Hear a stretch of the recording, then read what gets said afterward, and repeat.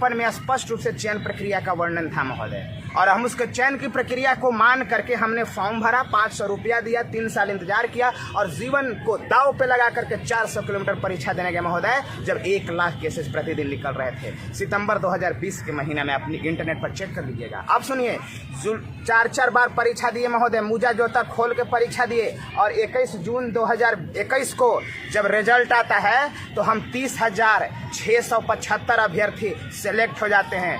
बिहार के इतिहास में सबसे विद्वान शिक्षकों की टोली है विकास भाई। हमारा प्रोफाइल चेक करेंगे, कोई IIT से, कोई NIT से, कोई BHU से, कोई DU से, कोई JNU से, कोई TCS एसेंचर से लेकर के इन्फोसिस में काम करने वाला, कोई संत माइकल डन बॉस्को और जेवियर में पढ़ाता है, कोई SS अड्डा और बैंकर्स अड्डा में पढ़ाता है। ऐसे ऐसे विद्वान अभ्यर्थियों की सूची है 30,675। और हम लोग जब चयनित हो गए, मेरिट लिस्ट में हम लोग आ गए महोदय, तो शिक्षा मंत्री ने एक दाव चला। उनको लगा कि हम तो इन लोगों से, इन विद्वानों से पैसा ले नहीं पाएंगे, हमारी दाल नहीं गलेगी। तो उन्होंने क्या कहा, उन्होंने क्या किया कि हमारे पीछे 50,000 जो नॉट मेरिट में थे, जो फेलुअर थे, जो फेल्ड अभ्यर्थी थे, उनको हमारे साथ मिला के मिक्स कर दिया और मिक्स करके कहा कि जाओ नियोजन इकाई। जबकि विज्ञापन में इसका वर्णन नहीं है विकास भाई, विज्ञापन में इसका वर्णन नहीं है। विज्ञापन में से आप अलग कैसे जा सकते हो? विज्ञापन के आधार पे हमने फॉर्म भरा था। हमने पहले भी कहा है, विज्ञापन के लिए अपनी जान की बाजी लगा देंगे।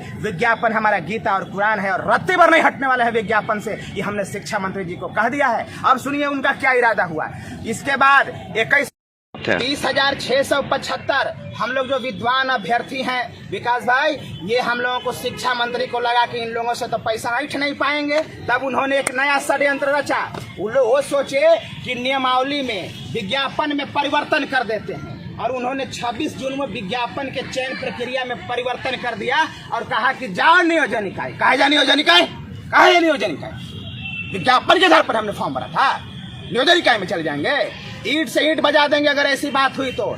दूसरी बात सोचिए, तब नियोजन इकाई में क्या होता है विकास जी, हमने 2 महीना से गला फाड़ फाड़ के बिहार के 12 करोड़ जनता को, बुद्धिजीवियों को, सारे पत्रकार भाइयों को, सारे लोगों को मैं चिल्ला चिल्ला के पटना की धरती पर यह कह रहा हूं कि शिक्षा मंत्री असंवैधानिक काम कर रहे हैं, शिक्षा मंत्री गलत काम कर रहे हैं, शिक्षा मंत्री असंवैधानिक काम करके हमारे साथ गलत व्यवहार कर रहे हैं। शिक्षा मंत्री का उद्देश्य क्या था, हम बताया था। वो पैसा कमाना चाहते थे कि जाओ नियोजन इकाई और वहां मेरा बैठा हुआ है बाघ मुंह फाड़ के, और वहां जा करके 10 लाख, 20 लाख, 15 लाख, +2 के टीचर से 20 लाख लेने की तैयारी चल रही है महोदय।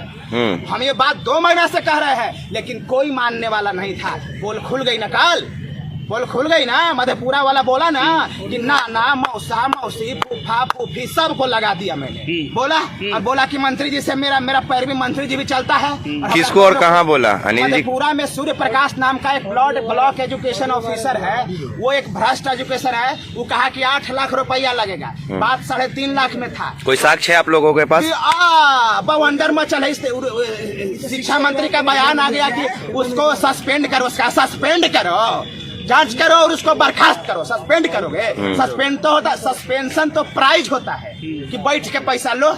एक से बढ़िया भ्रष्टाचारी का और कौन मैंने इनाम है?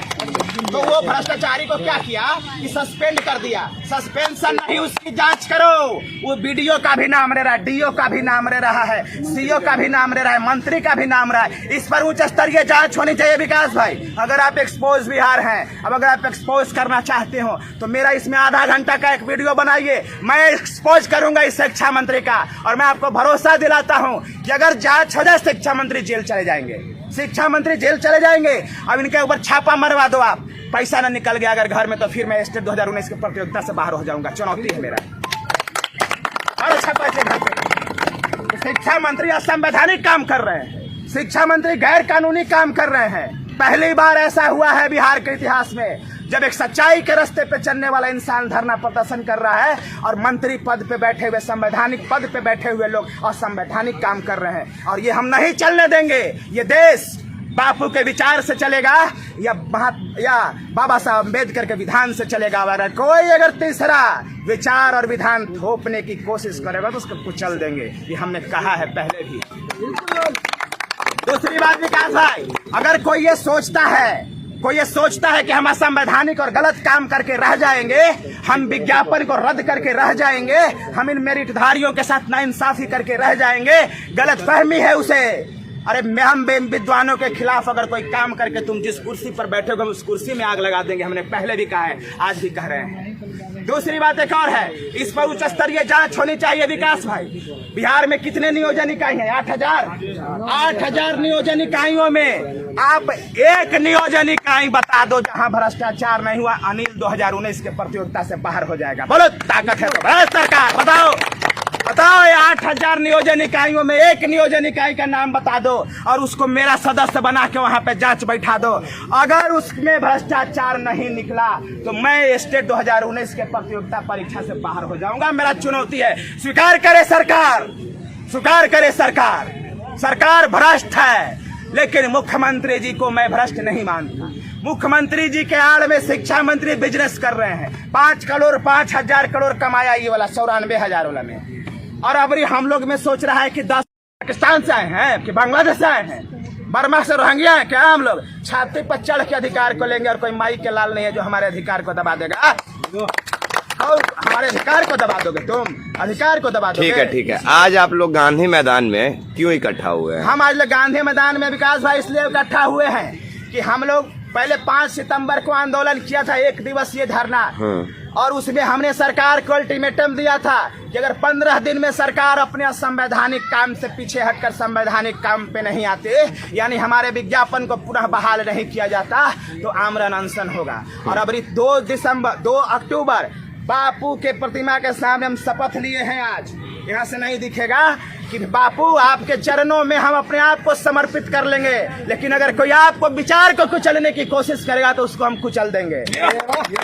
2 अक्टूबर को विकास भाई हम बिहार के सभी 30,675 विद्वान अभ्यर्थियों, स्टेट के मेरिटधारियों से अपील करता हूं कि मेरे साथियों 2 अक्टूबर को पटना में आओ, गर्दनीबाग में आओ, और 2 से लेकर के अगला 2 दिन 4 दिन 5 दिन तक बैठेंगे जब तक सरकार को झुका नहीं देते हैं। और सरकार को झुकना पड़ेगा।